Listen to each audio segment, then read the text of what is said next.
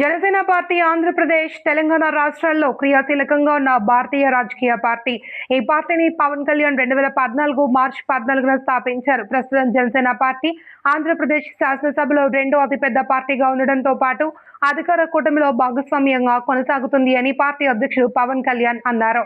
Pawan Kalyan 2024 June నుంచి ఆంధ్రప్రదేశ్ ఉప ముఖ్యమంత్రిగా బాధ్యతలు నిర్వహిస్తున్నారు. మానవతా విలువలు, ప్రజా సంక్షేమం, పారదర్శకత, పాలన లక్ష్యాలుగా జనసేన పార్టీ మధ్యవాద రాజకీయ సిద్ధాంతాన్ని అనుసరిస్తుంది. జనసేన పార్టీ ఎన్నికల గుర్తు గాజు గుర్తు. దేశం కోసం, ధర్మం కోసం, ప్రజల కోసం అనే నినాదంతో జనసేన పార్టీ ప్రజాసేవలో ముందుకు సాగుతుంది అని అన్నారు పవన్ కళ్యాణ్. ఎలాంటి దాడులు ఉంటాయి మనకి ప్రత్యక్షంగా అనుభవంలోకి రాదు. అంటే మనం చూశారు కదా, మనకి పెహల్గామ్లో జరిగిన తర్వాత మనకి చాలా కిరాతక వాళ్ళ ప్రాణాలు కోల్పోయినప్పుడు వాళ్ళ చేతుల్లో ఆ ఇంపాక్ట్ ఎలా ఉంటుంది. అలాంటిది రెగ్యులర్ ఫీచర్ ఇక్కడ జమ్మూ కానీ అది నిన్న మన పార్లమెంట్ ప్రతినిధులు కూడా అదే చెప్పాను నిన్న మన ఎంపీసీ కూడా. అంటే మనం ఎంతసేపు మన పరిధిలోనే ఉంటాం కానీ ఒకసారి దేశ పరిధిని విస్తృతిని కూడా అర్థం చేసుకొని మనం మాట్లాడితే బాగుంటుందని మన thought behind. So thank you. అంటే ఈరోజు నేను ఇక్కడ ప్రత్యేకించి వచ్చింది భూపేందర్ యాదవ్ గారికి, honourable minister for environment and forest and climate change. I came here to convey my heartfelt thanks for him, to him in establishment of a common facility center for training and research for a forest department, which is called Aranya Bhavan.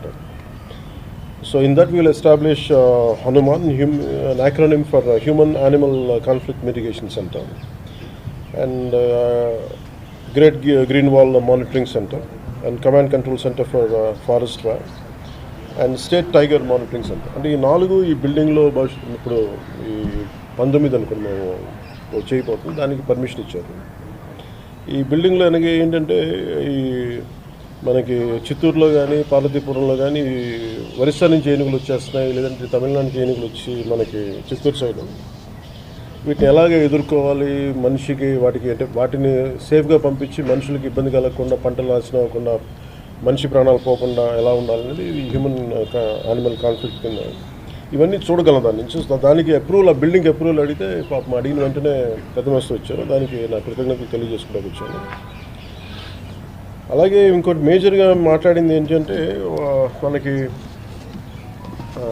Srisailam, Nagarjuna Sagar Srisailam tiger reserve ఉంది. దాంట్లో ఒకటి మనకి already 90 base camps ఉన్నాయి. అంటే tiger మూవ్మెంట్కి ఇవన్నీ ఎలా ఉన్నాయని చూడడానికి. దాన్ని మేమేం అడిగామంటే ఒక 150 బేస్ క్యాంప్స్ పెంచుకోవాలి.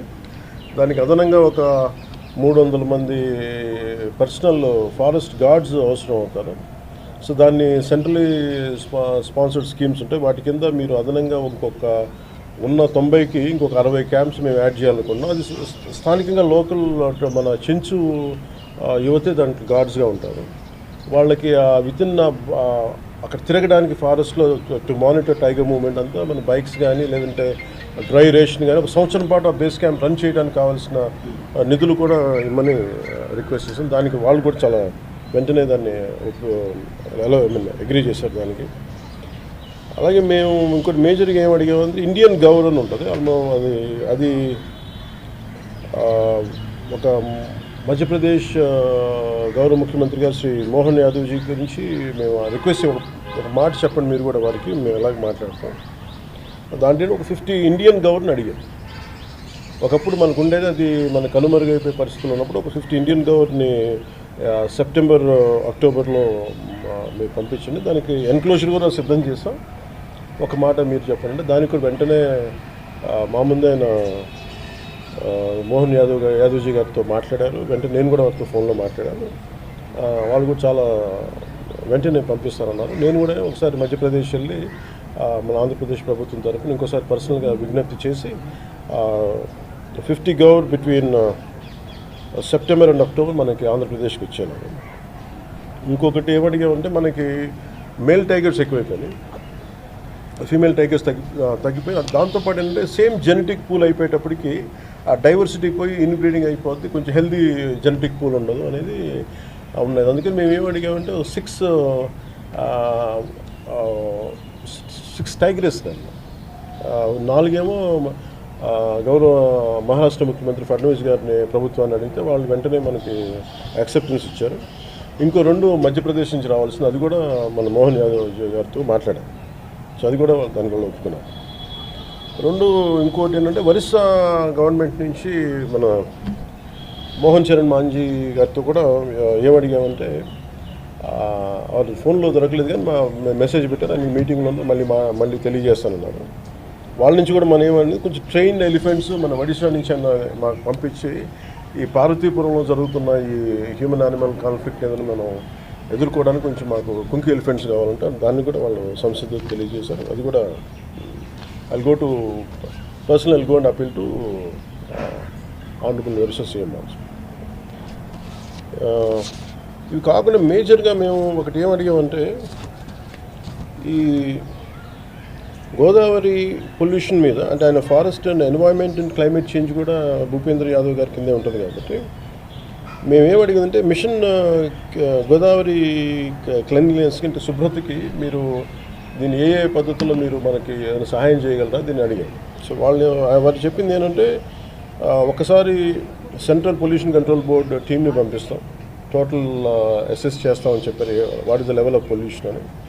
దాని తగ్గట్టుగా మిటిగేషన్ మెషర్స్ ఏంటి, కరెక్టివ్ మెషర్స్ ఏం చేయాలి, ఇవన్నీ మేము ఖచ్చితంగా చేస్తామని చెప్పి మేము అడిగిన ఆల్మోస్ట్ ఒక 7 to 8 పాయింట్స్. ఐ థింక్ అన్నిటికీ ఆయన అన్నిటికీ ఆయన ఇమీడియట్గా రెండు ఆలోచనలు లేకుండా పెద్ద మనసుతో అన్నీ ఒప్పుకున్నారు. వారికి one more time my heartfelt gratitude to honourable Union Minister for Environment and Forest and Climate Change, Shri Bhupendra Yadavji, and my wholehearted gratitude and thanks to him.